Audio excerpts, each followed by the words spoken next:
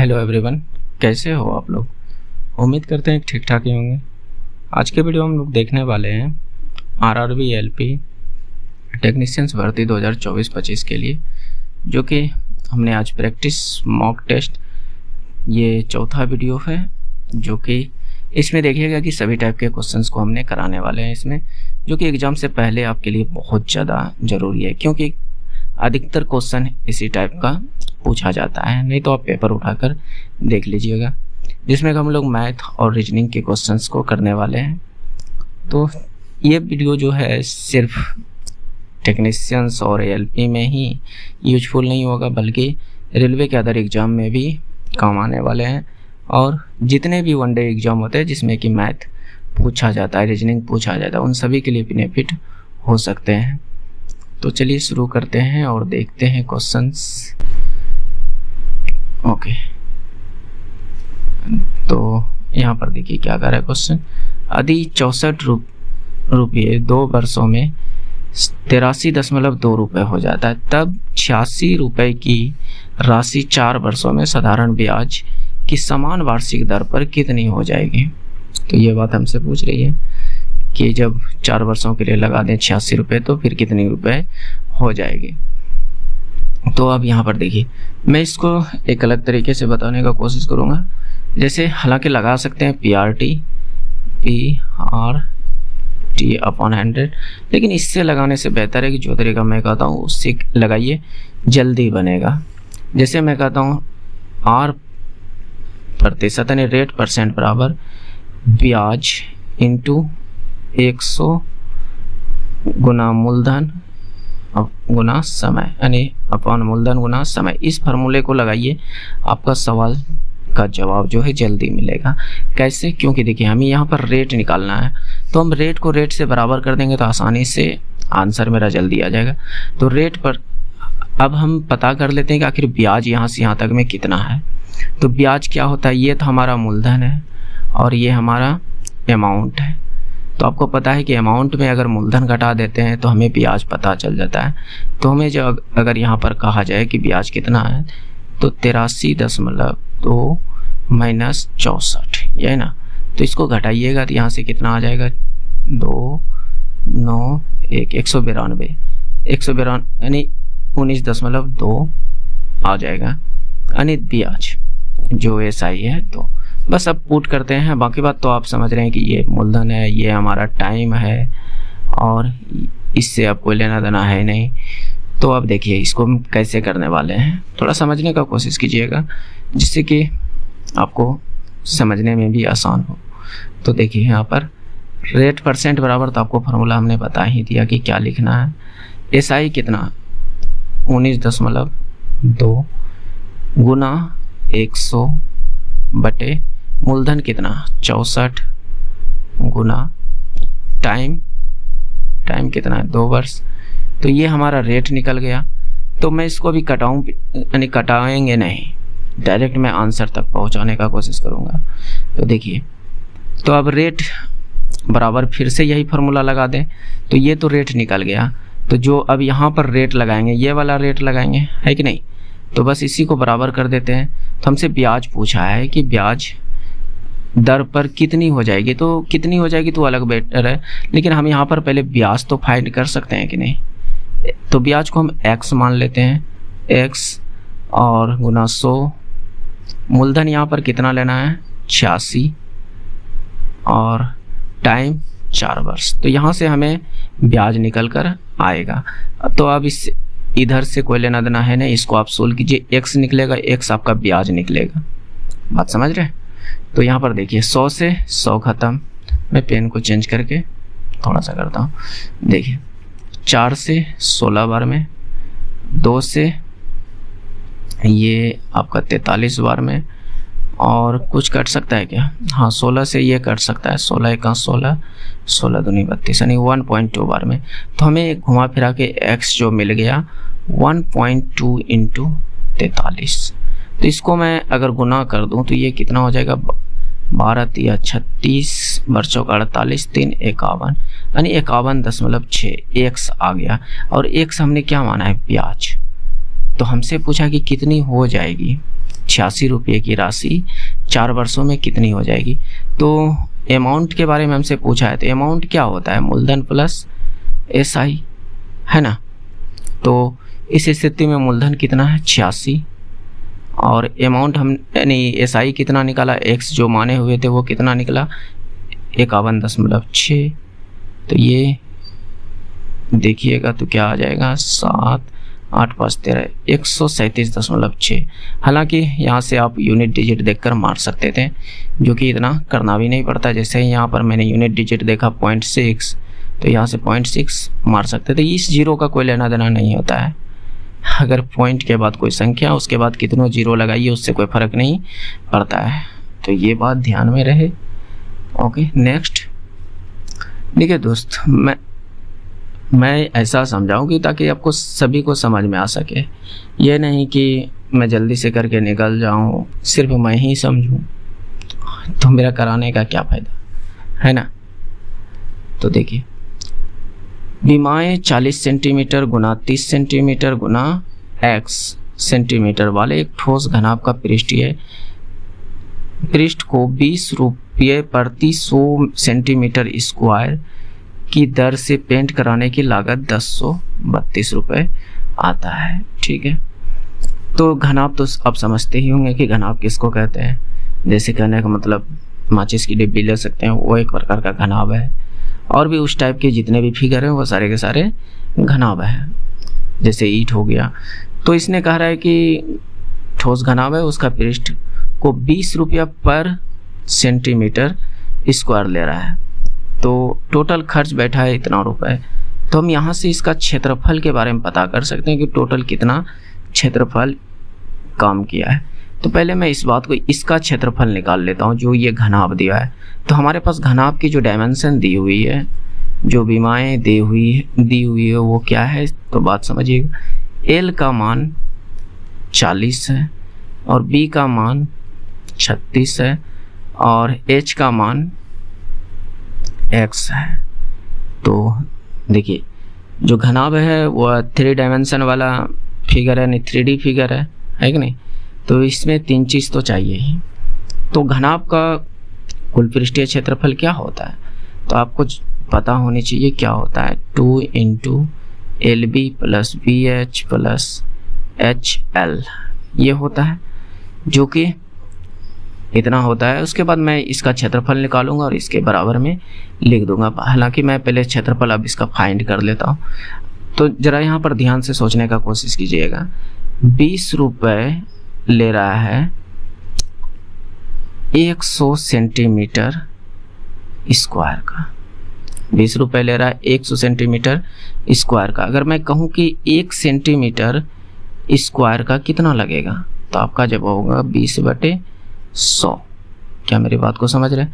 यानी कहने का मतलब 1/, अगर इसको कटा दूं तो ये क्या आ जाएगा 1/5। क्या आ जाएगा 1/, यानी 1 सेंटीमीटर का जो दाम लग रहा है वो 1/5। तो टोटल हमें इतना खर्च दिया है।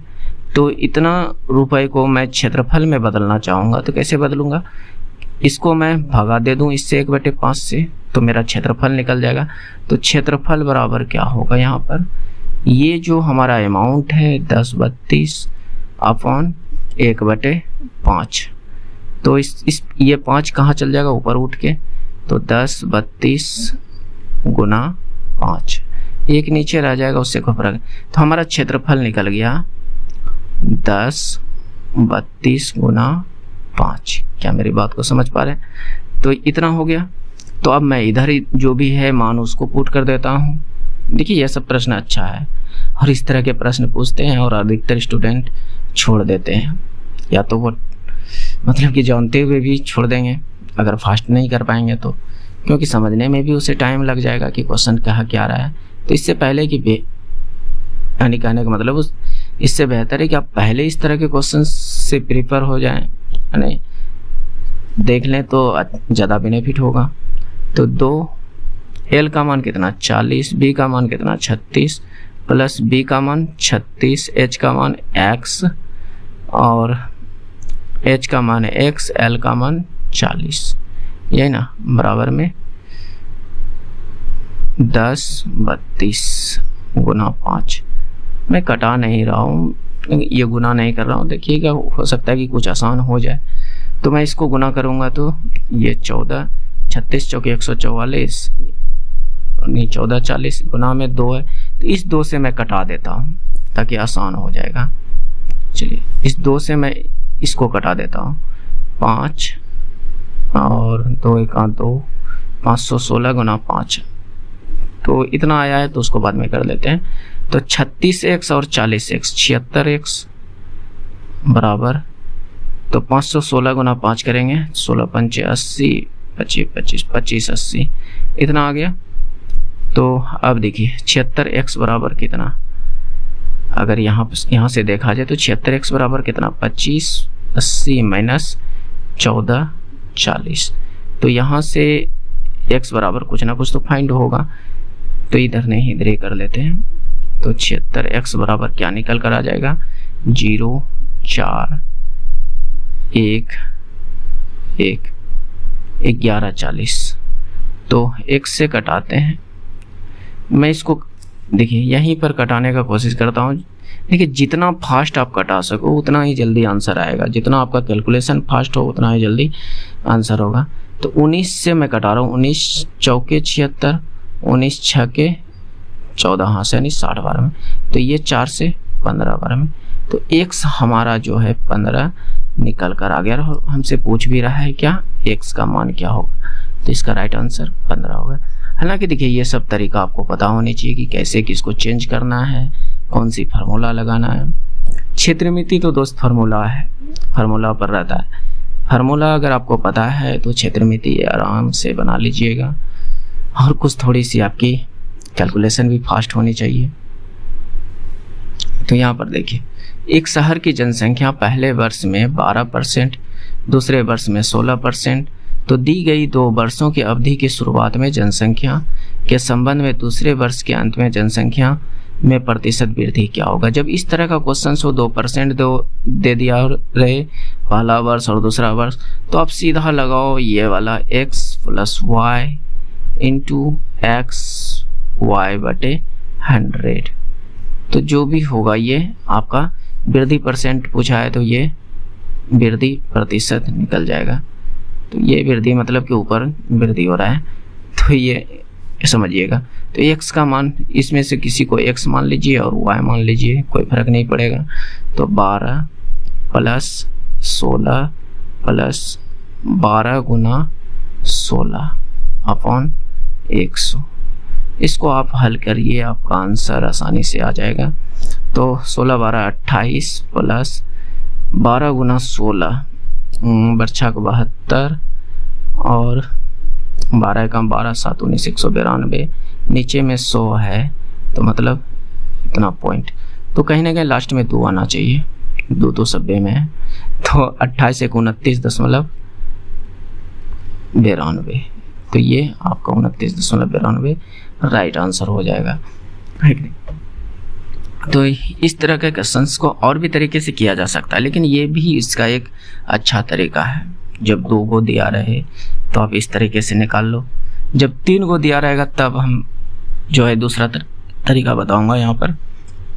हालांकि दूसरा तरीका से भी कर सकते हैं, जैसे 12% दिया है तो 12% का मान, चलिए वो थोड़ा सा बड़ा हो जाएगा, अभी उसको नेक्स्ट वीडियो में मैं कवर करूँगा।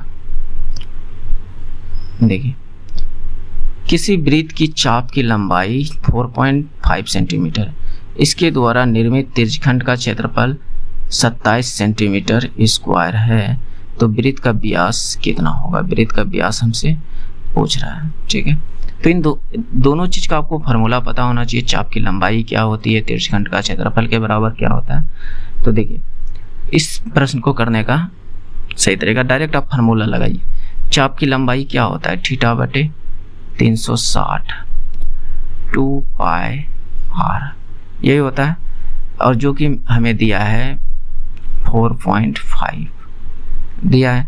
दूसरा, तिर्यकखंड का क्षेत्रफल, तिर्यकखंड का क्षेत्रफल क्या होता है, थीटा बटे 360 पाई r स्क्वायर, जो कि हमें 27 दिया हुआ है, जो कि हमें क्या दिया हुआ है, 27। तो मैं कहता हूँ डायरेक्ट व्यास ना निकालना है, तो यानी हमें 2r की वैल्यू चाहिए। व्यास कहने का मतलब 2r की वैल्यू चाहिए। तो मैं इन दोनों को भाग लगा देता हूँ आपस में। क्या करता हूँ, भाग लगा देता हूँ। यानी यहाँ कहने का मतलब ये है कि इस जगह पर मैं इन दोनों को आपस में भाग लगा देता हूँ। अब जाकर हमारा r आसानी से निकल जाएगा, और r निकल गया तो 2r आसानी से निकल जाएगा। तो अब यहाँ पर देखिए मैं क्या कर रहा हूँ, θ/360 ऊपर भी, θ/360 नीचे भी कट गया, पाई ऊपर भी पाई नीचे भी। एगो r ऊपर में है, नीचे में 2 r है, तो एगो r बचेगा, है ना। तो यहाँ से पॉइंट अगर उड़ा दें तो नीचे एक 0 चिपक जाएगा, है ना। तो अब देखिए क्या कर सकते हैं। तो r बराबर घुमा फिरा के कितना आ गया, 45/270। हालांकि यहाँ से 45 को भी कटा सकते थे, 9 से 5 बार में, 9 से 3 बार में। तो r बराबर यहाँ से कितना, 5 से ये 6 बार में, r बराबर 6 निकला। हमें चाहिए व्यास, क्या चाहिए, व्यास। तो व्यास क्या होता है, 2r। तो 2r का मान कितना, 6, तो 6 दूनी 12। तो देखिए जब तक आपको ये फार्मूला नहीं पता होता तो फिर कैसे निकालते हैं, है कि नहीं। तो इसके लिए कोई शॉर्टकट क्या बनाए, बेहतर है कि आप फार्मूला को याद रखो, है ना। और देखिए दोस्त, पढ़ाई में कोई ज़्यादा शॉर्टकट काम नहीं करता है। आप जितना ज़्यादा क्वेश्चंस कीजिएगा, जितना ज़्यादा प्रैक्टिस कीजिएगा, जितना बनाइएगा, उतना ज़्यादा आपका फास्ट होगा, उतना ज़्यादा मैथ आपका मजबूत होगा। आप हर जगह सोचिएगा कि शॉर्टकट लगे जिससे कि तैयारी मजबूत हो जाए, ऐसा तो नहीं हो सकता है दोस्त। मेहनत तो चाहिए, मेहनत नहीं कीजिएगा तो फिर आप सोचिएगा कि अच्छा हो जाए, तो थोड़ा सा इम्पॉसिबल है। एक व्यक्ति 4% वार्षिक साधारण ब्याज की दर से 2 वर्षों के लिए 5,000 रुपया उधार लेता है, ठीक है। तुरंत इसे 2 वर्षों के लिए 6.25% वार्षिक ब्याज दर पर दूसरे व्यक्ति को उधार दे देता है। तो प्रति वर्ष लेन देन में उसका लाभ ज्ञात कीजिए। यानी कहने का मतलब किसी व्यक्ति से उसने 5,000 लिया, जो कि रेट था 4%, जो कि 2 वर्ष के लिए लिया। कितने, 2 वर्ष के लिए ले लिया, लेकिन इसने यही 5,000 को अगले व्यक्ति को दे दिया, और 2 वर्ष के लिए ही दिया। कितने वर्ष के लिए, लेकिन रेट जो है 6.25% पर दे दिया, और टाइम 2 वर्ष ही है। तो अब पूछ रहा है कि पूरे लेन देन में फ़ायदा कितना होगा, लाभ कितना होगा। जब इस तरह का क्वेश्चन हो तो हालांकि देखिए यहाँ पर PRT लगा सकते हैं, लेकिन उससे बेहतर है कि आप रेट का ही डिफरेंट देख लीजिए ना। रेट का डिफरेंट कितना है, 2.25%।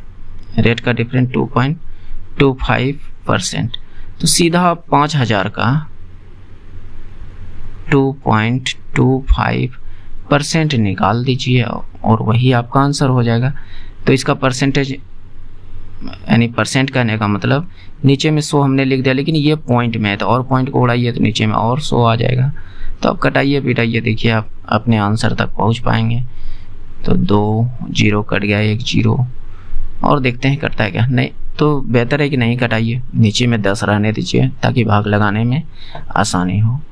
तो 25 25, 5 दूनी 10, 2 12, 5 दूनी 10, 1 11। तो नीचे में 10 है, तो यहाँ पर कहने का मतलब 1 अंक छोड़ के पॉइंट लग जाएगा, 112.5। तो ये आसान तरीका है। हालांकि अगर आप PRT लगाना चाहते हैं तो PRT ऐसे लगा सकते हैं। यहाँ पर देखिए कैसे इसको लगा सकते हैं, P × R। R बड़ी R, एगो बड़ी R होगा, एगो छोटी R होगा, माइनस T। यहाँ पर आपको एक ही आदमी में लेन देन ना हो रहा है, मतलब कि लेन देन वाला हो रहा है, तो यहाँ आपको टाइम जो लेना है 1 ईयर लेना है अपॉन 100। तो ये इससे बेहतर है कि आप ऐसे करो, वो ज़्यादा आसान है। ओके, नेक्स्ट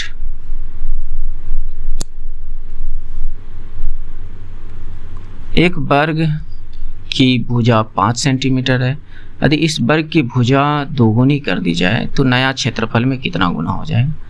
तो देखिए क्या कर रहा है, कि पहले जो वर्ग की भुजा 5 है तो पहले क्षेत्रफल कितना निकलेगा, जो वर्ग का क्षेत्रफल होगा तो वर्ग 1 का क्षेत्रफल हम कह सकते हैं।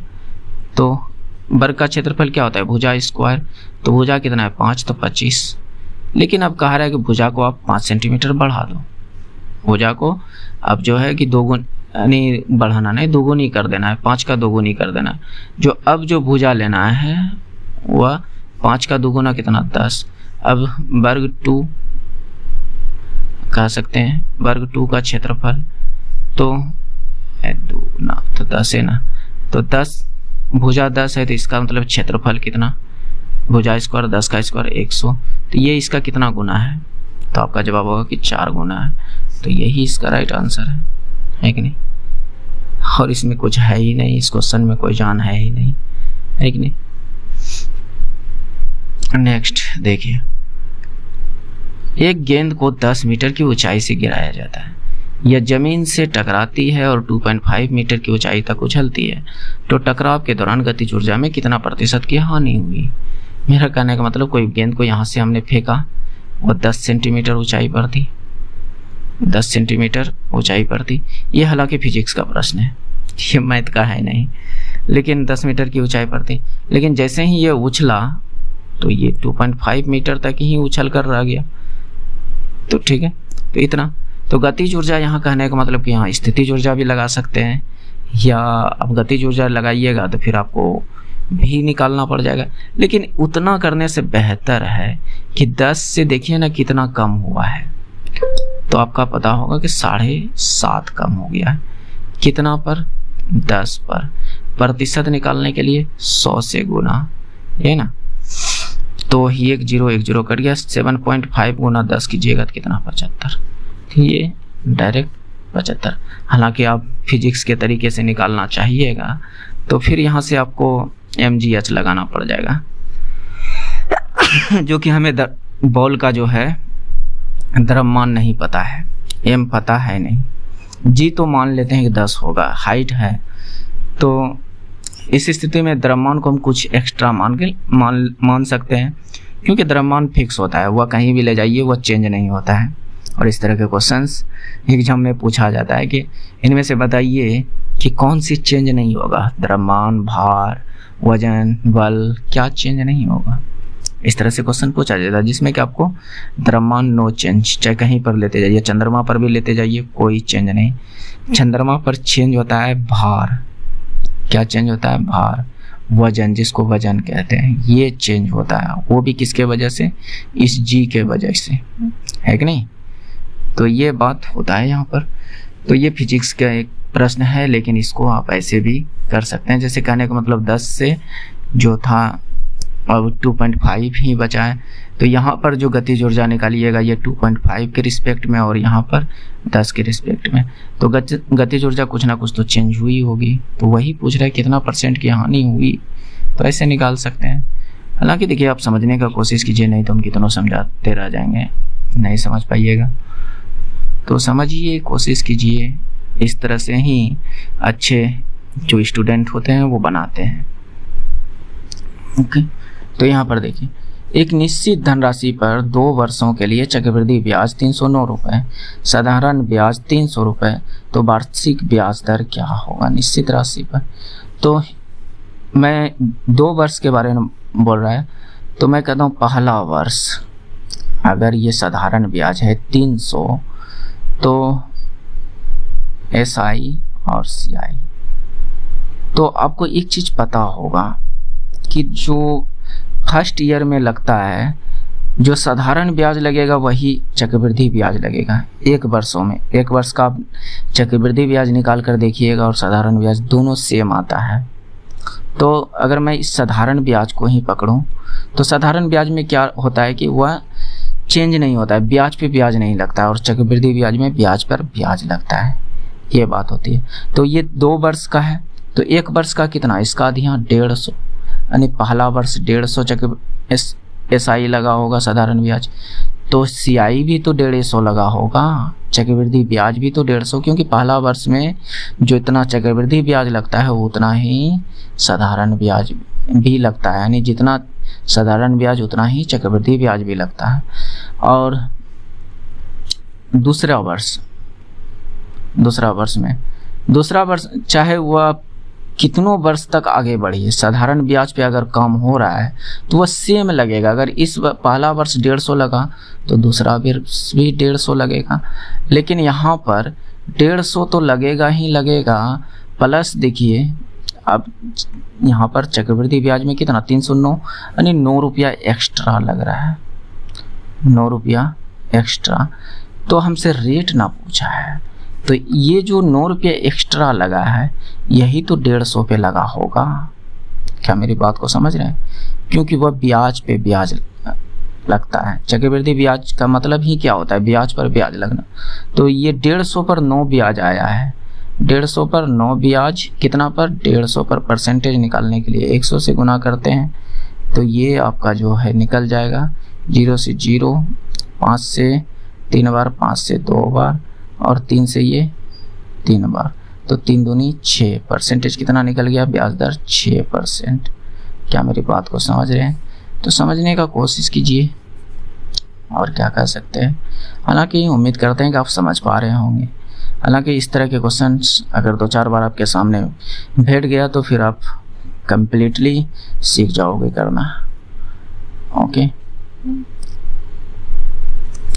यहाँ पर देखिए, यदि ए और बी के उम्रों का अनुपात 5:6 है, उनके उम्रों का योग 55 है, तो ए की उम्र क्या होगी? तो इसमें थोड़ा सा देखिए एग्जामिनर खेला है। हालांकि अगर थोड़ा सा ये डाटा चेंज करके देता और ऑप्शन चेंज करके देता, बिना बनाए में इसको बनाता, आंसर देता, लेकिन कोई बात नहीं है।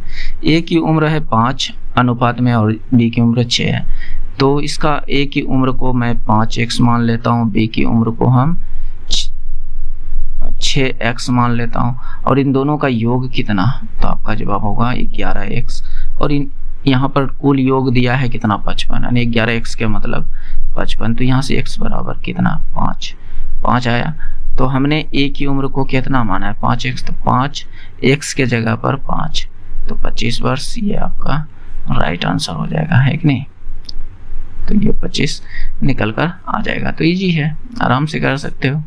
और इस तरह के क्वेश्चन जो होते हैं, कहने का मतलब अगर ऑप्शन इस तरह का सेट नहीं करता तो बिना बनाए आंसर कर सकते हैं। जैसे मेरा कहने का मतलब ये समझिए, देखिए मैं कहना क्या चाह रहा हूँ, अगर ये 18 होता और ये 32 होता और ये कुछ और मान लीजिए 19 कुछ भी होता, तो देखिए 5 से कटने वाला एक ही ऑप्शन बचाना।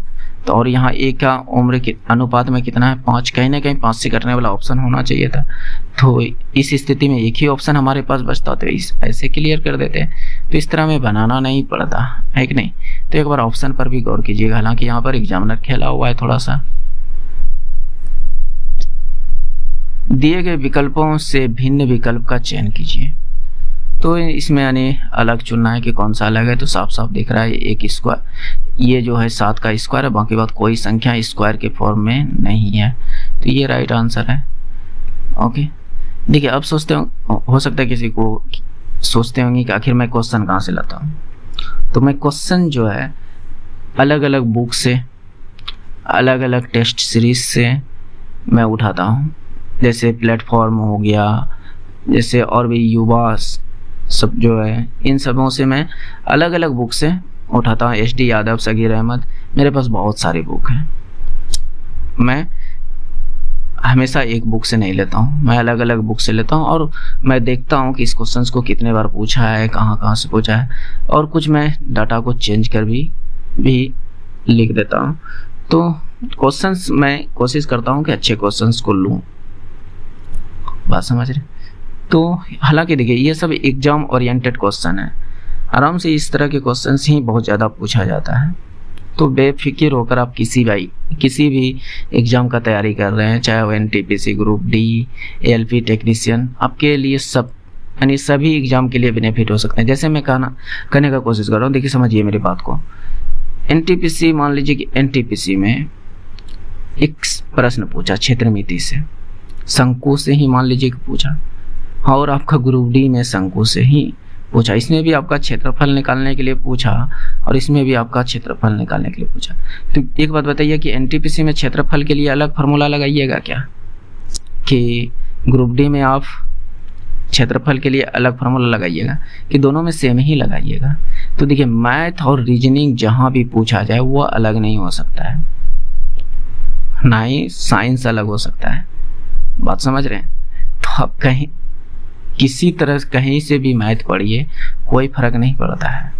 हालांकि क्वेश्चंस बढ़िया क्या कीजिए, क्योंकि एग्जाम में आए तो करने में कोई दिक्कत ना हो। बात समझ रहे हैं? हालांकि देखिए, जैसे मैं कई बार एग्जाम्पल भी दे चुका हूँ, आज तक मैंने कभी भी ग्रुप डी के लिए जो है तैयारी नहीं किया। सब दिन मैं एनटीपीसी को, मतलब कि जब मेरा एनटीपीसी का फॉर्म भरे थे तो एनटीपीसी को मैं सोचकर तैयारी कर रहा था। तो एनटीपीसी भी क्वालिफाई हो गया और उसके साथ ग्रुप डी भी क्वालिफाई हो गया। तो कैसे? तो मैंने तो ग्रुप डी के लिए कोई मैथ नहीं बनाया, कोई साइंस नहीं पढ़ा, कोई रीजनिंग नहीं पढ़ा, मैंने तो सारा का सारा चीज़ एनटीपीसी के लिए किया, लेकिन निकला तो ग्रुप डी भी। तो ये ज़रूरी नहीं है कि दोस्त कि मैथ जो है वो ग्रुप डी का अलग होगा, एनटीपीसी का अलग, थोड़ा बहुत चेंज होता है, चाहे वो ग्रुप डी जेई जो भी हो, थोड़ा बहुत चेंज होता है और कोई ज़्यादा फर्क पड़ता नहीं। लेकिन आपको अगर प्रश्न करने के लिए आता है, यानी आप प्रश्न को कर सकते हैं, तो किसी भी एग्जाम में कर सकते हैं। बात समझने का कोशिश कीजिए। 42 घोड़े 27 दिन में 270 केजी मकई का सेवन करते हैं। यदि केवल 21 घोड़े हैं 300 केजी मकई, तो कितने दिन सेवन करेंगे? आप लोगों ने MDH फार्मूला पढ़ा होगा, MDH अपॉन W1 M2, यहाँ पे M1 D1 H1 मान सकते हैं, यहाँ M2 D2 H2, ये वाला फार्मूला आपने पढ़ा होगा। यही चीज़ को मैं यहाँ पर फिट करूँगा। भले ही यहाँ पर M मतलब आदमी होता हो, D मतलब दिन, H मतलब घंटा, W मतलब काम, बात समझ रहे हैं, लेकिन इसी चीज़ को मैं यहाँ पर फिट करूँगा और आंसर भी आएंगे। तो M आदमी के जगह पर हम घोड़े को ही ले लेते हैं कि 42 घोड़े हैं, दिन तो सेम ही है 27। H घंटा के बारे में बात नहीं किया है, तो उसके बारे में मैं भी यहाँ कुछ नहीं करूँगा। लेकिन 270 केजी खा रहे हैं, लेकिन यहाँ पर W1 था, यहाँ पर काम करते थे, अगर आदमी रहता तो काम करता, लेकिन यहाँ पर घोड़ा है तो मकई खा रहा है 270 केजी। पुनः इसी को मैं M2 D2 में लगाऊंगा कि अब 21 घोड़ा है, कितने दिन तक चलेगी हमें पता नहीं, तो मान लेते हैं 1 दिन तक चलेगी, और कितना केजी? 300 केजी खाना होगा। अब जो है W2 के जगह पर 300 केजी, तो बस इसको कटाइए 10 बार में, 1 0 1 0 यहाँ से कट गया, और कट सकते हैं 10, ये 7 बार में, और कट सकते हैं क्या? 7 42, तो x बराबर 10 छके 60, यानी 6 ढंग 60, तो ये 60 दिन तक चलेगी। हालांकि आप इस चीज़ को समझ चुके हैं, तो आपको आंसर निकालने में कोई दिक्कत नहीं होनी चाहिए। तो इस तरह से ये निकाल सकते हैं। ओके, नेक्स्ट देखिए, 27 पर पावर 20 भागा 27 पर पावर 10 बराबर 3 के है, तो के का मान हमसे पूछा है, यानी इसको इस तरह से लिखा जा सकता है, 27 पर पावर 10 अपॉन 27 पर 20 है, 20 अपॉन 27 पर पावर 10 बराबर 3 के, है ना। इस तरीके से लिखा जा सकता है। तो जब देखिए इस तरह से कोई चीज़ हो, a पर पावर m बटे a पर पावर n, तो इसका बराबर हम कह सकते हैं कि a पर पावर जो होगा m माइनस n होगा। क्या ये चीज़ आप घातांक करने में पढ़े होंगे, है ना। तो वही चीज़ मैं यहाँ करता हूँ, 27 पर पावर 10 में से 20 पावर 20 में से 10 घटा देते हैं, तो 27 पर पावर कितना बच गया? 10 बराबर 3 के, है ना। इतना हम लिख सकते हैं कि नहीं इस चीज़ को। भागा में पावर घटता है, इस बात को समझिए। यहाँ पर देखिए क्या हुआ है, पावर को घटाया, ये पावर ही तो है, घटाया है। तो अब हमें इस जगह पर 3 बनाना होगा। तो इस 27 को अगर मैं तोड़ूं तो ये 3 गुना 3 गुना 3 होता है 27, है ना। तो इसका मतलब इसको हम 3 पर पावर 3 भी लिख सकते हैं। 27 बराबर क्या लिख सकते हैं? 3 पर पावर 3, तो हम इसको 3 पर पावर 3 और उस पर भी पावर है 10, उस पर भी पावर है 10, तो यहाँ पर 3k, तो ये नीचे में दोनों ऐसे अगर मैं इसको सॉल्व करूँ तो ये आपस में गुना हो जाता है। क्या हो जाता है? गुना। तो 3 पर पावर 30 हो गया बराबर में 3k। अब देखिए बेस दोनों का समान हो गया। क्या हो गया? बेस दोनों का समान, तो ये कट गया, तो कहीं ना कहीं ये k बराबर क्या है? 30 है। k बराबर क्या है? 30। बात समझ रहे हैं? यहाँ पर क्वेश्चन में गलती है। देखिए यहाँ पर है, ये जो है क्वेश्चन कुछ इस प्रकार से होगा, यहाँ क्वेश्चन करेक्ट कर लीजिएगा। 3 पर पावर k है, तो हमें यहाँ लिखना चाहिए 3 पर पावर k, 3 पर पावर k, और यहाँ भी 3 पर पावर k, जहाँ जहाँ है, और 3 पर पावर k, क्योंकि देखिए बेस से बेस कटा तो बचा क्या? k बराबर 30, तो ये राइट आंसर हो जाएगा। ओके, हालांकि इस तरह के क्वेश्चंस आपको बहुत बार भेटे भी होंगे, किए भी होंगे। इस टाइप के क्वेश्चंस को मैं नहीं कराने वाला हूं, क्योंकि आप लोग जरूर कीजिएगा, इसको बदल करके और स्टार का वैल्यू निकाल लीजिएगा। ओके, ये हमारा टेलीग्राम चैनल का QR है, जिसको स्कैन करके हमारे टेलीग्राम से जुड़ सकते हैं, जहाँ पर आपको PDF वगैरह मिल जाएगा। हालांकि अगर इससे अगर नहीं जुड़ पा रहे हैं तो एक बार लिंक जो है डिस्क्रिप्शन में चेक कर लीजिएगा। अगर नहीं मिले तो कमेंट कीजिएगा, तो मैं कमेंट बॉक्स में लिंक डाल दूंगा, वहां से आप जुड़ जाइएगा। तो देखते हैं नेक्स्ट क्वेश्चंस को। देखिए ये रीजनिंग का प्रश्न है, करने का कोशिश कीजिए। क्या है यहाँ पर 5 बढ़ा है, यहाँ पर 9 बढ़ा है। इसके बारे में तो अभी तक हमें पता नहीं कि यहाँ पर क्या बढ़ा है नहीं बढ़ा है, क्योंकि यहाँ पर कोई सा नंबर फाइंड करने बोल रहा है। मान लेते हैं यहाँ पर x फाइंड करने बोल रहा है। यहाँ पर देखते हैं कितने का अंतर है, 1 2 21 का अंतर है। यहाँ पर कितने का अंतर है, तो यहाँ पर देखेंगे तो 12 में 7 गया 5, और फिर 8 में 2 25, तो कहीं ना कहीं यहाँ पर 4 का अंतर, यहाँ भी 4 का अंतर, तो अगला भी जो होगा उसमें भी 4 का अंतर, तो 9 4 13। इसके बाद यानी कहने का मतलब इसके बाद जो यहाँ पर अंतर होगा वो भी कहीं ना कहीं 4 का अंतर होगा। इसका मतलब यहाँ पर 19, उसके बाद 13 4 17 ना होता है, 19 कहाँ से होता है, तो यहाँ पर 4 का अंतर है। नहीं, ये मैंने अंतर को बराबर कर दिया, तो इसका मतलब इस 16 में ये 13 ऐड हुआ है, 16 13 29, 16 13 कितना हो जाएगा 29। देखिए सबसे पहले मेरा पैर जो कराने का पहला तरीका है कि इसको आप जोड़ कर अंतर करके देखिए कि क्या हो रहा है, क्या जुट रहा है।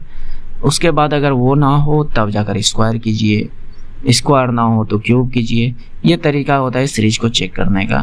तो हालांकि यहाँ पर कितना हो जाएगा 29 हो जाएगा। क्या हो जाएगा 16 में आप 13 को ऐड कीजिएगा तो 29, तो ये आपका 29 यहाँ पर राइट आंसर हो जाएगा। क्योंकि देखिए 29 में 19 बढ़ाएगा तो 46 हो जाएगा, जिसका मतलब कि हमने जो ये सीरीज लिया वो बिल्कुल सही लिया है ना। मैं देखिए यहाँ पर दोस्त आपको घुमाने फिराने का काम नहीं करूँगा कि आपको सोचिए यहाँ पर क्या होगा। मैं 2 मिनट से आपको बाला फुसला रहा हूँ, उसके बाद जाकर आंसर करा रहा हूँ।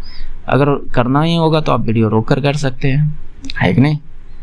तो मेरे चलिए आगे देखते हैं। यहाँ पर निम्नलिखित श्रृंखला को पूर्ण कीजिए।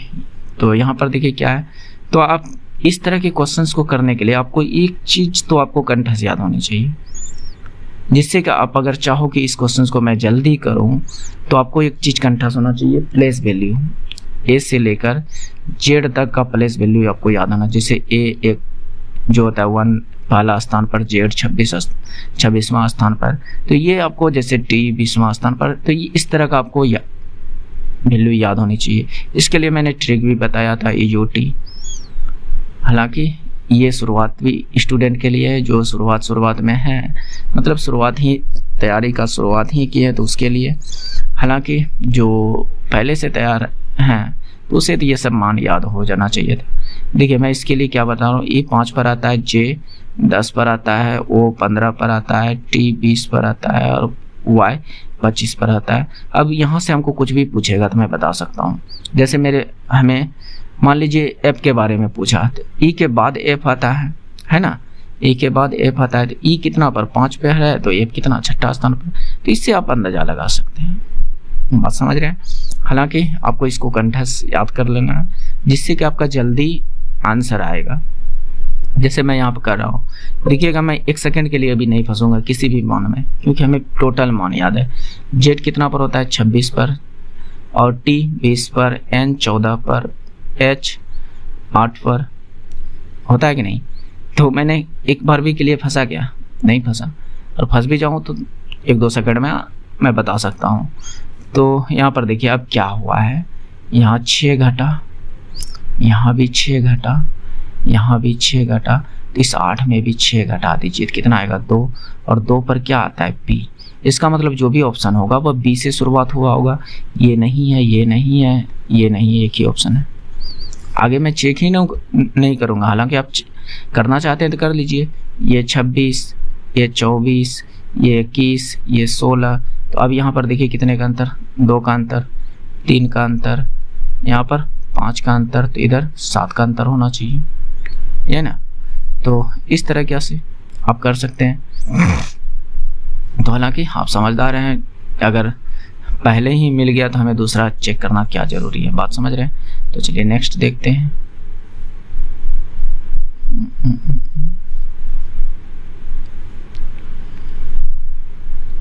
चार, ये प्रश्न मैंने किया गया नहीं, ये वहां पर दूसरा था, ये दूसरा। निम्नलिखित श्रृंखला को लुप्त संख्या को ज्ञात कीजिए। यहाँ पर भी देखिए मैं पहले अंतर को ही चेक करूंगा। यहाँ पर 3 का अंतर, यहाँ पर 5 का अंतर, यहाँ पर 11 का अंतर।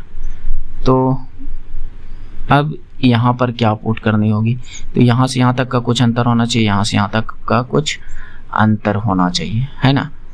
तो चलिए मैं ट्राई करता हूँ। 7 4 11 12, 12 7 19। एक तो सीधा सीधा यहाँ लग रहा है, जरूरी नहीं है इस अंतर को देखना। देखिए 7 4 इधर जो भी हो, 7 4 11 1 12, 12 7 19। क्या यार, नहीं लग रहा है, हाँ मेरा दिमाग कहीं और भाग गया। हाँ आपका भी हो सकता है। तो 3 5 7 19 हो गया। 7 का मैंने अंतर किया तो 2 2 का बढ़ाया, 7 में 2 गया 9, 19 9 28 बिल्कुल, और यहाँ पर 11। तो इसमें देखिए 2 2 का अंतर है, इसमें क्या है 2 2 का अंतर है, देखिए ये है ना। तो ये परफेक्ट यहाँ पर 19 पुट हो जाएगा।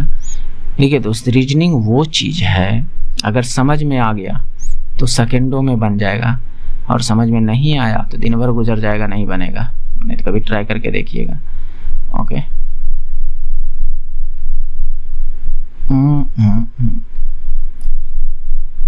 चलिए, मैं यहाँ पर सभी टाइप के क्वेश्चंस इसलिए लेकर आता हूँ ताकि मैं जो लगभग 30 टेस्ट आपको बना कर दूंगा, और 30 टेस्ट में देखिएगा आपका अधिकतर टाइप का क्वेश्चन जो है कवर करवा दूंगा। उसके बाद देखा जाएगा, लेकिन उसके बाद हो सके तो आप टॉपिक बताइएगा कि इस टॉपिक से कराना है कि किस टॉपिक से, तो मैं उस टॉपिक से ही कराने का कोशिश करूँगा। लेकिन फ़िलहाल मैं अभी टेस्ट सीरीज चला रहा हूँ, तो आप आराम से इसमें जुड़े रहिए और देखिए, अच्छे सब प्रश्न को लाऊंगा। ज़रूरी नहीं है कि इसमें सभी अच्छे हो, लेकिन जो भी प्रश्न हो कम से कम प्रैक्टिस तो कीजिएगा, है कि नहीं। और एग्ज़ाम के लिए प्रैक्टिस, मैथ रीजनिंग और जो आपका साइंस है ये प्रैक्टिस खोजता है ना। प्रैक्टिस नहीं कीजिएगा तो फिर आपका भले ही आप कर लीजिएगा, लेकिन टाइमिंग आपका जो है ज़्यादा आने लगेगा। जो क्वेश्चन आपका 10 सेकंड में होगा वो क्वेश्चन आपसे 30 सेकंड 40 सेकंड में होने लगेगा।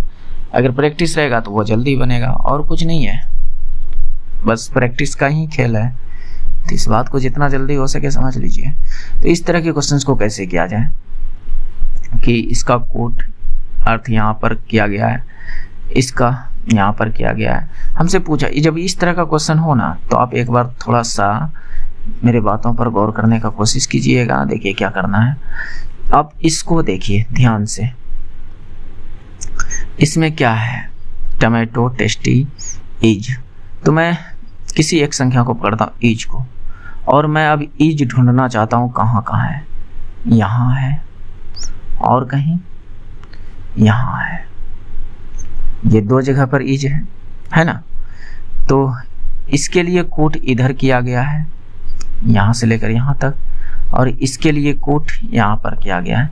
तो इज इसमें है और इज इसमें है, तो इनमें इन दो कोट में से कहीं ना कहीं इसके दो कोट का समान चीज होना चाहिए।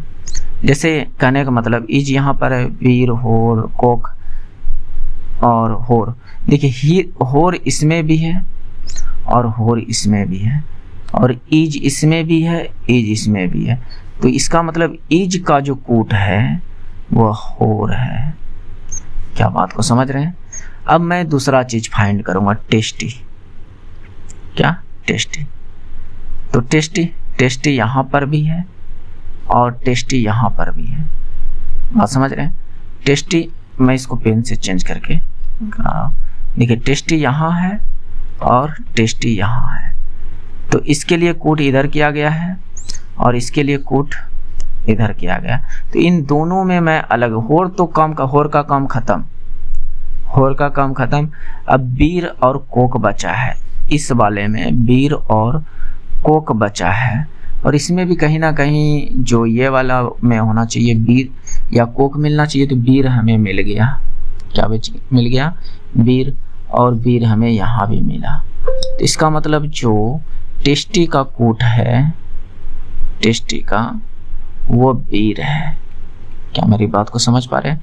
जब अब मैं इसको खोजने का भी कोशिश नहीं करूंगा, मैं एक बार ऑप्शन पर नजर डालूंगा कि ऑप्शन में हीर, होर और वीर होना चाहिए। होर और वीर नहीं है, हटाइए। होर और वीर इसमें है, होर और वीर इसमें है, इसमें सिर्फ होर है, वीर नहीं। ये ऑप्शन खत्म, ये ऑप्शन खत्म। अब हमें टमाटो ढूंढनी है ना, टमाटो। तो मैं टमाटो को यहाँ चेक कर रहा हूँ, देख पा रहा हूँ कि यहाँ पर टमाटो है, यहाँ पर क्या है? टमाटो, और इसका होर निकल चुका है। मेरी बात को समझने का कोशिश कीजिएगा, इसका होर निकल चुका है, बचा है पिक या नेक, बचा है पिक या नेक। तो इसका मतलब टमाटो का जो होगा या तो पिक होगा या फिर कहाँ पर, इसके लिए कोट नेक, पिक या नेक, पिक या नेक। या तो होर बीर पिक होगा, होर बीर पिक यहाँ पर है, या तो फिर होर बीर और नेक होगा। तो होर बीर नेक तो है नहीं, ये तो खत्म। तो ये वाला आंसर हमें मिल गया, है ना। तो इसको ऐसे ही करने का कोशिश कीजिए। हालांकि मैं अगर करता तो इसको खोजने के लिए नहीं जाता, डायरेक्ट मैं यहीं पर ढूंढने का कोशिश करता, ये लिखने का कोशिश नहीं करता, जो कि आंसर और जल्दी होता है। Okay, next.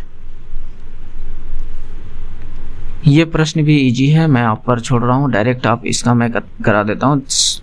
120 और 100, 220/10, इसको आप किलोमीटर में चेंज कर लीजिएगा। ये मीटर पर सेकंड में निकलेगा, इसको आप किलोमीटर चेंज करके आंसर दे दीजिएगा।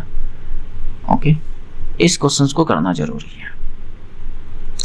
उत्तल लेंस द्वारा अपवर्तन के बाद, देखिए मैंने कहा है कि हो सकता है कि फिजिक्स के मैं क्वेश्चंस को लूँ, रीजनिंग, मैथ, रीजनिंग और फिजिक्स के क्वेश्चंस को लेने का कोशिश करूँगा। ओके, तो फिजिक्स का वो भी मैं जो लूँगा न्यूमेरिकल टाइप का लूँगा, तो जो कि आपके लिए कहीं ना कहीं वो बेनिफिट ही होगा। हालांकि किसी और को लगे कि नहीं ये गलत है, गलत नहीं है। एग्जाम में बोल के नहीं आएगा कि हमारे यहाँ पर फिजिक्स वाला था, फिजिक्स से वाला है वहाँ, ऐसा नहीं कर सकता है। हो सकता है फिजिक्स का है, उसके बाद डायरेक्ट आपका रीजनिंग घुस जाए, हो सकता है डायरेक्ट आपका मैथ घुस जाए, है ना। तो वहाँ भी माइंड डाइवर्ट होगा, यहाँ भी करने का प्रैक्टिस कीजिए माइंड डाइवर्ट, कि माइंड डाइवर्ट भी हो जाए तो मेरा माइंड जो है वह कहीं ना कहीं भटके ना, सही जगह पर लगे रहे।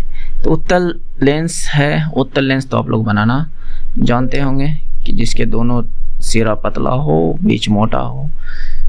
अपवर्तन के बाद 2f 2 पर बनता है, तो इसका मैं पहले बना लेता हूँ। ये कहीं ना कहीं ये पोल होता है और इसमें देखिए 2 गो फोकस होता है, 2 गो वक्रता त्रिज्या होता है। भले वक्रता त्रिज्या को F2 कह रहा है इसमें, लेकिन देखिए इधर F1 और इसमें वक्रता त्रिज्या को 2F1, इधर F2, इधर 2F2। तो इसमें देखिए पूछा जाता है किस में 2 त्रिज्या होती है, किस लेंस में 2 त्रिज्या होती है, 2 यानी फोकस होती है, इस तरह के क्वेश्चंस पूछता है। तो चाहे उत्तल लेंस रहे चाहे अवतल लेंस रहे, लेंस में होता है 2 फोकस 2 त्रिज्या, बात समझ रहे हैं, या 2 वक्रता केंद्र, तो ये लेंस में होता है। तो थोड़ा सा ध्यान रखिएगा।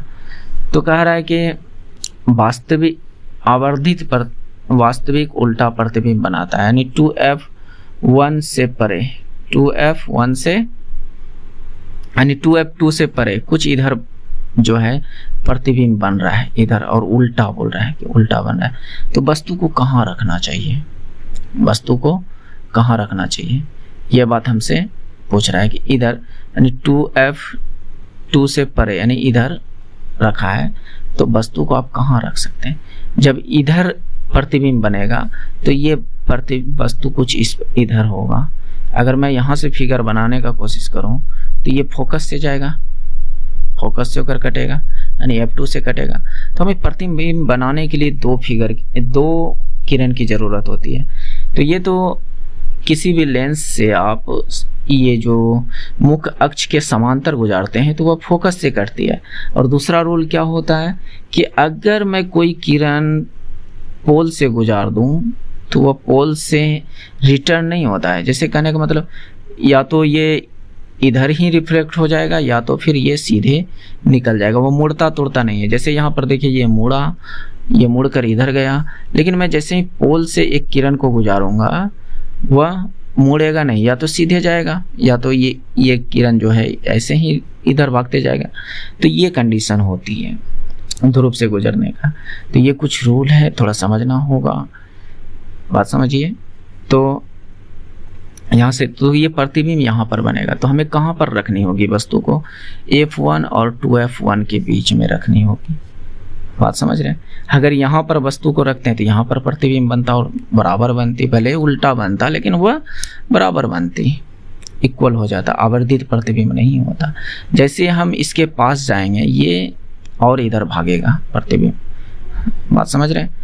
फोकस पर रखेंगे तो आपको पता है कि अनंत पर बन जाता है। ये सब कुछ रूल होती है जिसको आपको अगर जाननी है तो देखिए, मैं जो LP टेक्नीशियंस का प्रीवियस ईयर पेपर कराया था जिसमें कि 29 शिफ्ट में हुआ था, 29 शिफ्ट में, जिसमें कि 2900 शिफ्ट को 2 पार्ट में करके, जैसे पार्ट 1, जैसे मान लीजिए कि कोई तारीख का भी हो तो शिफ्ट 1 का पेपर जो है उसका 2 पार्ट में किया हुआ, पार्ट 1 और पार्ट 2 ने टोटल 75 क्वेश्चंस के एग्जाम हुए थे। तो उसमें से मैं एक वीडियो में 30 क्वेश्चंस लेता था, एक वीडियो में 45 क्वेश्चंस, तो 75 क्वेश्चन इस तरह मैं कंप्लीट करवाता था, जिसमें कि मैं बिल्कुल बेसिक से सब कुछ बताता था, चाहे वह फिजिक्स का हो, मैथ का हो या साइंस का हो, मतलब कि फिजिक्स साइंस में ही आता है।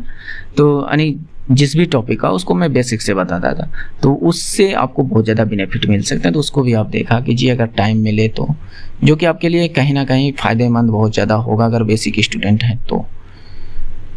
हालांकि एग्ज़ाम से पहले तो प्रीवियस ईयर करना ही चाहिए सभी को। 2 अंकों की एक संख्या में इकाई अंक 3 है, अंकों का योगफल संख्या का 1/7 है, तो वह संख्या ज्ञात कीजिए। जब इस तरह का क्वेश्चन पूछे तो आप थोड़ा सा एक बार ऑप्शन पर ध्यान दीजिएगा। हालांकि जो इसने कह रहा है, देखिए इकाई 2 अंक की संख्या 100 है, इस तरह का संख्या है, तो हम इकाई अंक पर 3 रख रहे हैं, इस जगह पर क्या होगा, मान लेते हैं 100 कुछ होगा, 100 कुछ होगा। और इसने कहा कि अंकों के योगफल का 1/7 है, इकाई अंक 3 है और अंकों का योगफल का 1/7 है। तो इसको कैसे करना, तो अगर मैं कहूँ कि यहाँ पर आप 7 रखिए, x के जगह पर 7, तो ये 73 बनेगा। क्या 1/7 से कभी कटेगा क्या? नहीं कटेगा। 9 जो आएगा वह, और यहाँ पर मैंने 7 अगर रख दिया, फिर से मेरी बात को समझने का कोशिश कीजिए। देखिए समझाता हूँ। अगर मैं 3, तो इकाई स्थान पर इसने कह दिया कि 3 है। अगर मैं यहाँ पर ये 7 रख दूँ तो ये इसका अंकों का योग कितना हो गया? 10 हो गया। और इस संख्या का 73 का ये जो 10 है 1/7 होनी चाहिए। क्या ये 7 से कभी कटेगा 73? क्या नहीं कटेगा, तो ये ऑप्शन नहीं हो सकता है। अगर मैं इकाई स्थान पर तो 3 है, दहाई स्थान पर 6 रख दूं, इसके अंकों का योग कितना? 9, और उसी संख्या का 1/7 के बराबर होनी चाहिए। तो मैं 63 का 1/7 करूंगा तो क्या ये 9 आएगी कि नहीं? तो इसका मतलब जो हमने 63 को एज्यूम किया हुआ बिल्कुल सही है। बात समझ रहे? जो यहाँ मैंने 6 को रखा, इस पॉइंट पर जो 6 को रखा वो बिल्कुल सही है। इसका बेसिक तरीका भी हो सकता है और होगा भी। तो बेसिक तरीका से क्या करना, जब इतना इजी हो तो ओके। एक श्रृंखला दी गई है जिसमें एक पद लुप्त है और दिए गए विकल्पों में सही विकल्प को चुने जो श्रृंखला को पूरा करेगा, तो यही बात कहा हूँ कि जब भी इस तरह का सीरीज वाला हो तो आपको प्लेस वैल्यू जरूर याद होनी चाहिए। जैसे M13 O15 Q17 S19, तो 13 2 15 2 17 2 19 2 21, 21 पर क्या आएगा? U आएगा। तो U से स्टार्ट होनी चाहिए, तो ये नहीं है, ये नहीं है, 2 ऑप्शन बचा। तो अगला देख लेता हूँ। 15 में 2 घटा 13, 15 13 11 9 में 2 जाएगा 7। इसका मतलब 7 पर जो आता है G आता है। तो यहाँ पर G होने, U के बाद क्या होना चाहिए? G होनी चाहिए। बात समझ रहे हैं? तो U के बाद G इसमें नहीं है, इसमें है, तो ये मेरा राइट आंसर। तो पूरा चेक करना नहीं होगा। तो मान अगर याद हो तो आप बहुत जल्दी, जितना जल्दी मैं किया उससे भी जल्दी आप कर सकते हो। बात समझ रहे हैं? तो करने का कोशिश कीजिएगा। हालांकि मान रख कर आप बनाइएगा, प्लेस वैल्यू रख कर। चलिए, कुछ इस टाइप के क्वेश्चन हमने लिया है। मैंने कहा ना कि सारे टाइप के क्वेश्चंस मैं आपको करवा दूंगा। अधिकतर टाइप कवर नहीं हुआ तब फिर आप कहना एग्जाम से पहले कि अधिकतर टाइप कवर नहीं हुआ है। जरूर मैं कोशिश करूंगा कि आपके सभी टाइप के क्वेश्चंस कवर हो। बात समझ रहे? अगर आपका मैथ कमजोर है तो आप मेरे जो प्रीवियस ईयर का जो पेपर मैं करवाया हूँ उसको जरूर देखने का कोशिश कीजिएगा। ज़्यादा नहीं, मैं कहता हूँ कम से कम 10 से 15 वीडियो देखिएगा। आपका मैथ के स्कोर में सुधार नहीं आया तो फिर कहिएगा कि नहीं आप गलत कह रहे थे। बिल्कुल आएगा सुधार, जरूर कोशिश कीजिएगा, ट्राई। 10 वीडियो देखने में ज़्यादा क्या है, देखिएगा। कथन, प्लास्टिक सामग्री की, ये जब भी मैं कहता हूँ कि इस तरह के क्वेश्चन हो, आप इसको पढ़ने से इग्नोर कीजिए, क्योंकि यही तो ये कह रहा है ध्यान पूर्वक अध्ययन कीजिए। सब में यही कहेगा अधिकतर क्वेश्चंस में, लेकिन जहाँ जरूरी पड़ेगा वहाँ बताऊंगा कि वहाँ पढ़ना भी चाहिए, लेकिन हमें नहीं लगता कि इसको पढ़ना चाहिए। ओके, तो कथन मैं पढ़ूंगा।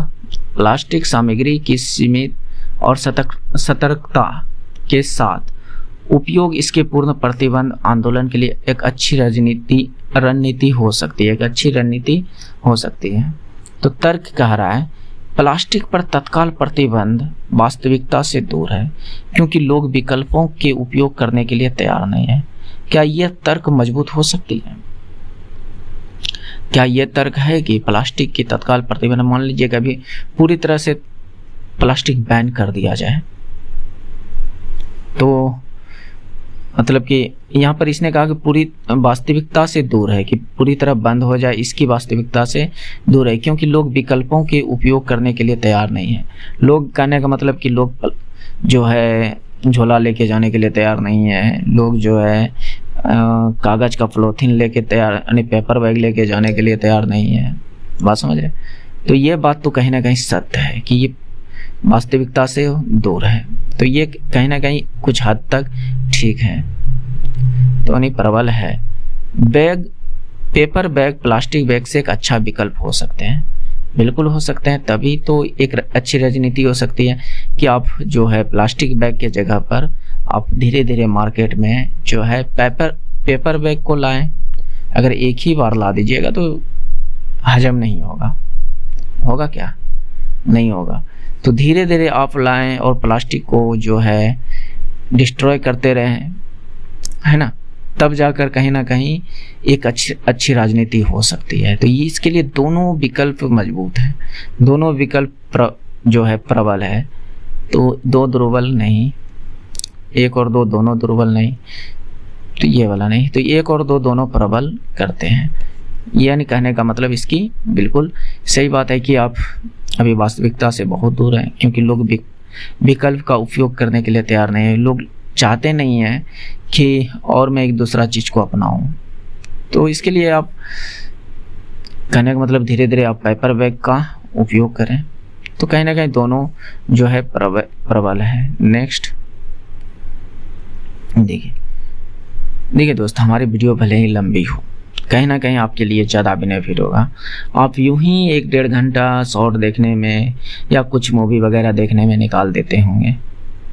अगर 1-2 घंटा ये आप यूज कर लेते हैं तो आपके जो है मतलब कि तैयारी समझ सकते हैं कि अच्छी खासी हो सकती है।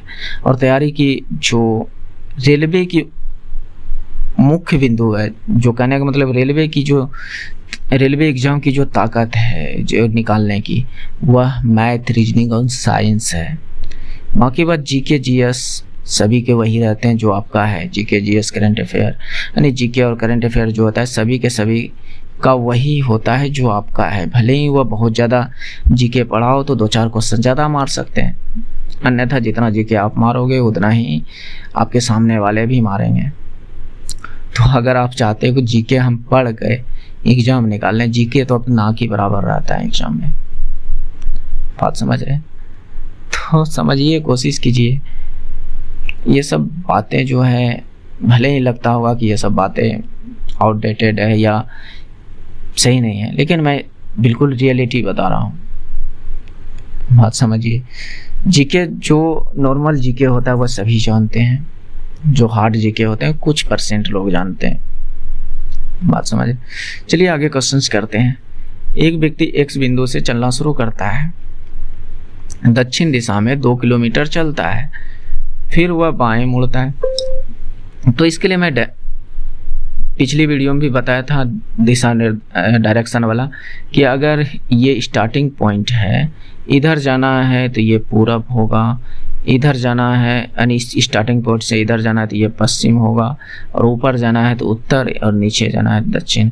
और मैप में भी आप इसी तरह से देखते हैं, ऊपर की जो मैप में इस प्रकार से जो आपका मैप कहीं ना कहीं इंडिया या किसी चीज़ का देखते हैं तो ऊपर जो होता है वो आपका उत्तर होता है, और नीचे दक्षिण, और इस साइड में पूरब और इस साइड में पश्चिम होता है। तो इस तरह से आप समझ सकते हैं।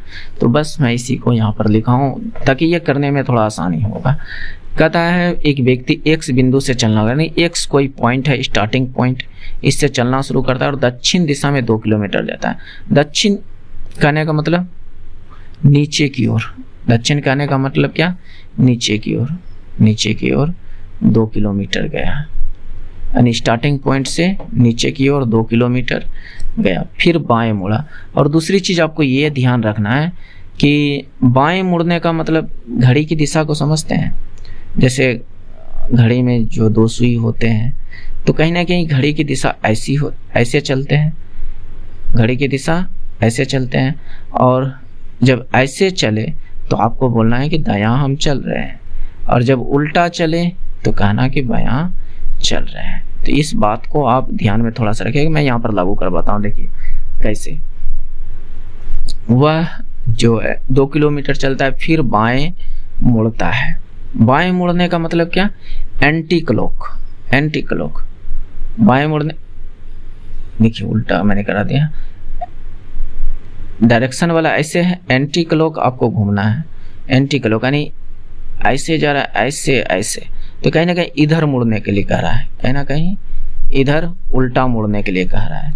और 4 किलोमीटर चलता है, कितना, 4 किलोमीटर, तो थोड़ा सा लंबा खींच लेते हैं, 4 किलोमीटर चलता है, ठीक। फिर दाएं मुड़ता है। अब दाएं मुड़ने का मतलब ऐसे, ऐसे गया, ऐसे घूम गया, यानी इसका मतलब इधर घूम गया, इधर घूम गया, और 3 किलोमीटर चला। कितना चला, 3 किलोमीटर तक चला।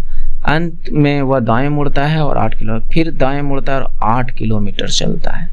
तो 4 तो यहाँ तक में चल गया, 4 इधर एक्स्ट्रा है ना, 8 किलोमीटर तो हो गया टोटल, यहाँ से लेकर यहाँ इस पॉइंट से लेकर यहाँ तक। तो इसको मैंने इसलिए यहाँ पर घेरा कि ये इससे मिल जाएगा, मेरी बात को समझिएगा। तो यहाँ हुआ, तो अब पूछ रहा है कि अब वह बिंदु x से किस दिशा में है। जब इस अब हमें x से तुलना करने के लिए कह रहा है कि वो किस दिशा में है x से। तो मैं यहाँ से इस पॉइंट से इसको ऐसे खींचता हूँ, ऐसे और ऐसे, इसी पॉइंट को यहाँ पे हमने कहा ना कि ये स्टार्टिंग पॉइंट है, तो स्टार्टिंग पॉइंट से आप ऐसे खींचना है। तो ये आपका पश्चिम हो गया और ये आपका दक्षिण हो गया।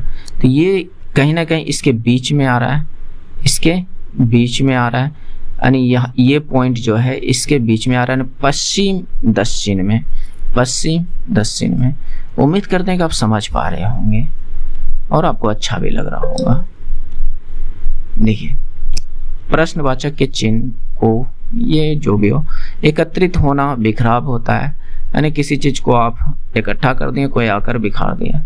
आपने बहुत ज़्यादा खर्च कर रहे हैं, अपव्यय कर रहे हैं, तो कोई आदमी बचत कर रहा होगा। तो ये इसकी अपव्यय मतलब क्या, बर्बाद करना, दूर करना, ये सब अलग बात है, दुरुपयोग करना सब एक ही बात हो गया है, कहीं ना कहीं इससे रिलेटेड। तो इसका बिल्कुल उल्टा है, यहाँ पर क्या है, उल्टा। तो इसका भी आप उल्टा ढूंढिए। अपव्यय मतलब क्या, यानी बेफिजूल खर्च करना। तो दूसरा आदमी क्या करेगा, बचत करेगा। तो ये बात यहाँ पर काम आता है। नेक्स्ट देखिए, उस आरेख की पहचान कीजिए जो दिए गए वर्गों के बीच के संबंध सबसे अच्छा दर्शाता है। Pen, pencil, sharpener. तो देखिए, शार्पनर क्या होता है, शार्पनर मेरा कहने का मतलब मेरे आइडिया से कंपास को कहा जाता है, जो आपको कंपास होता है। और पेन तो समझते हैं, पेंसिल जो है वो समझते ही हैं। तो इन तीनों में कोई रिलेशन है क्या, तो मेरे उम्मीद से तो नहीं है। तो हटाइए ना, पेंसिल अलग, पेन अलग होता है, बॉक्स अलग चीज़ है, बात समझ रहे हैं। तो ये इसका राइट आंसर हो जाएगा। अब कुछ लोग कह सकते हैं कि इस बॉक्स के अंदर पेन रख देंगे, पेंसिल रख देंगे, तो ये वाला डायग्राम बना देते हैं, लेकिन ये जो है रेलवे नहीं मराता है, ये इसको अलग तरीके से मरवाता है। चलिए, इस क्वेश्चंस को कल जो गलत टाइपिंग हो गया था, जिसके वजह से मैंने नहीं कराया था, तो आज मैं करा रहा हूँ। तो देखिए, इस क्वेश्चंस में क्या है कि यहाँ पे फिल करना है, यहाँ पर फिल, तो इससे कहीं ना कहीं बना हुआ है ये संख्या, पर कैसे बना है इस चीज़ को ढूंढना है। तो देखिए, इसमें क्या किया है, इस 19 और 22 को जोड़ दिया है। 19 + 22 कितना हो जाता है, 41। 19 और 22 कितना हो जाता है, 41। 41 हो गया, जो कि यहाँ पर फिट है। और इस 41 दो अंक का बना, और इन दोनों का 41 को अगर मैं लिखूं तो ऐसे 41 में 4 और 1 का अंतर कितना, 3, और इस 3 को यहाँ पर पुट कर दिया है। ध्यान से समझिएगा, पहले दोनों बाहर की संख्या को जोड़ दिया और 41 आया, उसको यहाँ पर पुट कर दिया। फिर इसी 41 में 4 और 1 का अंतर ले लिया और यहाँ पर लिख दिया 3। सेम कंडीशन यहाँ पर लागू होना चाहिए। 32 और 11 को जोड़ दीजिए, 11 + 32, तो ये 43 हो गया, जो यहाँ लिखा हुआ।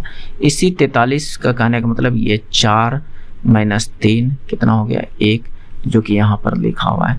तो ये रूल फॉलो हो रहा है, तो यही रूल यहाँ भी फॉलो होना चाहिए। 42 और 12 को आप ऐड कीजिए तो कितना होता है, 4, 5, 54, जो कि यहाँ पर 54 से स्टार्ट होना चाहिए, यहाँ पर है 54। तो मारिए ना, वहाँ के बाद देख भी सकते हैं, 5 में 4 जाएगा तो क्या आएगा, 1, जो कि यहाँ पर 1 है।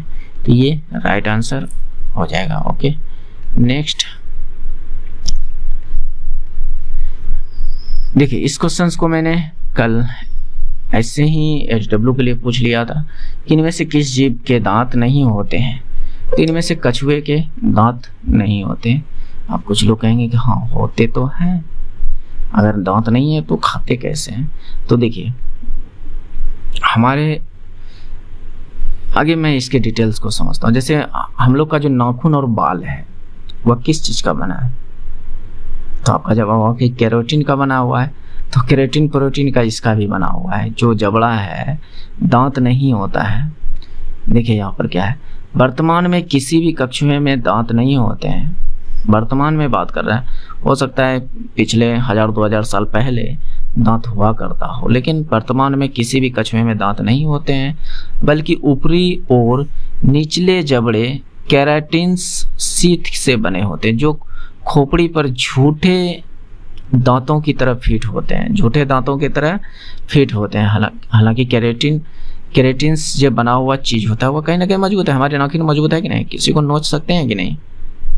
अगर देखते होंगे कि जो महिला वगैरह होती है वो आजकल तो नाखून का फैशन है, रखती है बड़ा बड़ा। अगर वो चाहे तो आपके मुंह को भुमर सकता है, लेकिन गलती होने पर, ऐसे नहीं। तो ये नाखून जो है किससे बना है, केराटिन से, प्रोटीन से ही बना हुआ है। तो इसी तरह यहाँ ये जो इसका जो जबड़ा बना हुआ है केराटिन शीथ से बना हुआ है। दांत नहीं होते हैं, जो कि मजबूत होते हैं, भले ही दांत की तरह दिखते हैं।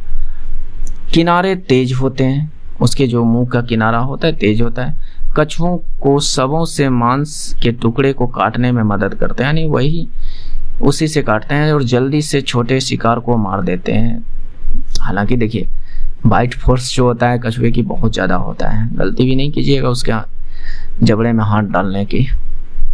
आज के लिए ये क्वेश्चंस मैंने रखा है, उम्मीद करते हैं इस क्वेश्चन को सभी जवाब दे देंगे। सिली पॉइंट पद किस खेल के साथ जुड़ा हुआ है, आराम से दे दीजिएगा। हमें लगता है ये 90% से अधिक लोग जवाब दे पाएंगे, जरूर दीजिएगा। ओके, तो आप लोग बताइएगा। हाँ, एक चीज़ बोलना बोले, आप लोग कितने लोग हैं जो पूरा वीडियो देखते हैं, वह ज़रूर कमेंट करके बताइएगा। क्योंकि देखिए पूरा वीडियो देखने वाले का ही फायदा है, क्योंकि जो अच्छे सब क्वेश्चन होते हैं वो कहीं ना कहीं बीच में भी रहता है, लास्ट में भी रहता है। तो मिस नहीं कीजिएगा। अगर हो सके कि अगर मान लीजिए जो क्वेश्चन लगता है कि क्वेश्चन मैं कर सकता हूँ आसानी से, तो आप इसको स्किप करके या तो रोक कर बना लीजिए, स्किप कर दीजिए, उससे क्या है कि नहीं। तो आराम से ऐसे कर सकते हैं। बाकी बात आप तो समझदार हैं ही, समझ सकते हैं। तो और क्या बोलो, सब्सक्राइब कर लीजिएगा जो पहली बार चैनल पर आए होंगे, है कि नहीं। अगर आपके स्टडी ग्रुप में कोई दोस्त वगैरह हैं या भाई बहन पढ़ते होंगे तो उनको ये वीडियो ज़रूर शेयर कर दीजिए, जिससे हो सके उनकी भी तैयारी अच्छी हो सके। तो ऐसा मत सोचिएगा कि उनको शेयर करेंगे तो कंपटीशनर बढ़ जाएगा, नहीं। हमेशा मैं अपनी बात बता रहा हूँ, जब भी मैं तैयारी करता था ग्रुप में रहकर, टेस्ट भी लगाता था ग्रुप में रहकर, मतलब पढ़ाई भी करता था, अधिकतर मैं ग्रुप में रहकर करता था। तो जिससे कि देखिए ज़्यादा फायदा होता है। भले सामने वाले की औकात भी पता चलते रहता है ना, कि मेरे सामने वाले जो हैं कितने अच्छे तैयारी कर रहे हैं। तो इससे ये लगेगा कि अगर ये इतनी अच्छी तैयारी कर रहे हैं इस लेवल से, तो उससे थोड़ा सा आप टफ करने का कोशिश कीजिएगा। लेकिन कंपटीशन में कोई तो रहना चाहिए, है कि नहीं। तो वहाँ के बाद समझदार हैं। उम्मीद करते हैं कि ये वीडियो आपको अच्छे लगे होंगे। तो अगर अच्छे लगे होंगे तो सब्सक्राइब, मतलब कि लाइक कर दीजिएगा। इससे हमको कुछ मिलता नहीं, बस थोड़ा सा मोटिवेशन मिलता है कि मैं जो आपके लिए वीडियो बना रहा हूँ कहीं ना कहीं आपको बेनिफिट हो रहा है। वो चीज़ हमें लाइक से पता चलता है, सब्सक्राइब से पता चलता है कि कहीं ना कहीं आपके लिए बेनिफिट हो रहा है, आपकी कुछ ना कुछ हेल्प हो रही है। तो और ज़्यादा कुछ नहीं कि इससे हम आपके एक लाइक, एक सब्सक्राइब से हम बहुत बड़ा यूट्यूबर बन जाएंगे, बहुत बड़ा ये हो जाएंगे, ऐसा कुछ नहीं है। आप भले ही हो सकते हैं भविष्य में ऐसा हो सकता है, लेकिन आपका सपोर्ट बना रहे तो, अन्यथा फिर मैं क्या कर सकता हूँ। अगर आप अपन स्वार्थी हैं तो फिर मैं क्या करूँ। बाकी बात तो आप समझदार हो ही, और क्या बोलो। मिलते हैं नेक्स्ट वीडियो में। जय हिंद, जय भारत। आपका दिन रात शुभ हो।